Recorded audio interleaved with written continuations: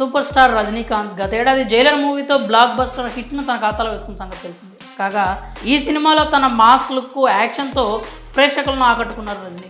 ఇక ఈ సినిమా తర్వాత రజనీకాంత్ లేటెస్ట్గా నటించిన మూవీ లాల్ సలాం. పైగా ఈ సినిమాకు ఆయన కూతురు ఐశ్వర్య దర్శకత్వం వహించడంతో ప్రేక్షకుల్లో ఈ సినిమాపై మరింత ఆసక్తి అయితే నెలకొంది.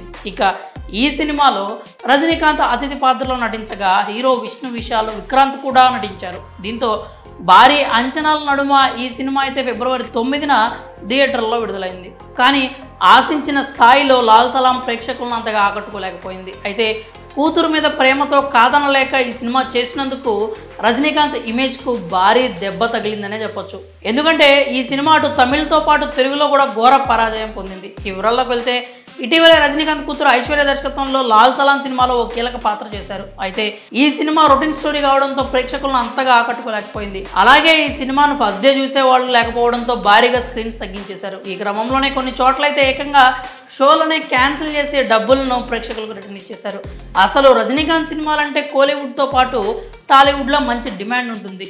ఈయన సినిమాల కోసం తెలుగు ప్రేక్షకులు కూడా ఎంతో ఆసక్తిగా ఎదురు చూస్తారు. ఆయన యాక్షన్ స్టైల్ను ఇష్టపడిన వారంటూ ఎవరు ఉండరు. ఇక కోలీవుడ్లో అయితే ప్రత్యేకంగా చెప్పాల్సిన పని లేదు. అంతలా క్రేజ్ ఉన్న ఈ హీరో సినిమాకు తెలుగు రాష్ట్రాల్లో కనీసం చూసేవాళ్ళు లేకుండా పోయారు. దీంతో లాల్ సలాం ప్రేక్షకులను ఆకట్టుకోవడంలో ఘోరంగా విఫలమైంది. అలాగే శత్రువులు ఎక్కడో ఉండరని, కూతుళ్ళ రూపంలో ఉంటారని నెటిజన్స్ కామెంట్ చేస్తున్నారు. అయితే జైలర్ సినిమాతో రజనీకాంత్కి వచ్చిన క్రేజ్ మొత్తం లాల్ సలాం సినిమాతో పోయిందని, రజనీకాంత్ పరువును ఆయన కూతురు తీసేసిందంటూ విమర్శిస్తున్నారు. ఇక లాల్ సలాం సినిమాలో రజనీకాంత్ పాత్ర 30 నిమిషాలు మాత్రమే ఉంటుంది. ఇందులో ఆయన మొయినుద్దీన్ బాయ్ అనేటువంటి ఒక పాత్రలో కనిపించారు. అయితే సినిమాలో రజనీ ఉన్నంత వరకు సినిమా ఒక రేంజ్లో ఉంటుంది, కానీ ఆ తర్వాత మాత్రం అంతగా చూడటానికి ఆసక్తిగా ఉండదు. పైగా ఈ సినిమా మత కాన్సెప్ట్కి సంబంధించింది. రొటీన్ స్టోరీ కావడంతో దీనికి అంతగా ఆధారం దక్కలేదు. దీంతో ఈ సినిమా త్వరలోనే ప్రముఖ ఓటీటీ సంస్థ నెట్ఫ్లిక్స్లో విడుదల చేయడానికి ప్లాన్ చేస్తుందని టాక్ వినిపిస్తోంది. మరి లాల్ సలాం సినిమాతో ఐశ్వర్య తన తండ్రి పరువు తీసేసిందని విమర్శలు రావడంపై మీరేమనుకుంటున్నారో మీ అభిప్రాయాన్ని కామెంట్స్ రూపంలో తెలియజేయండి.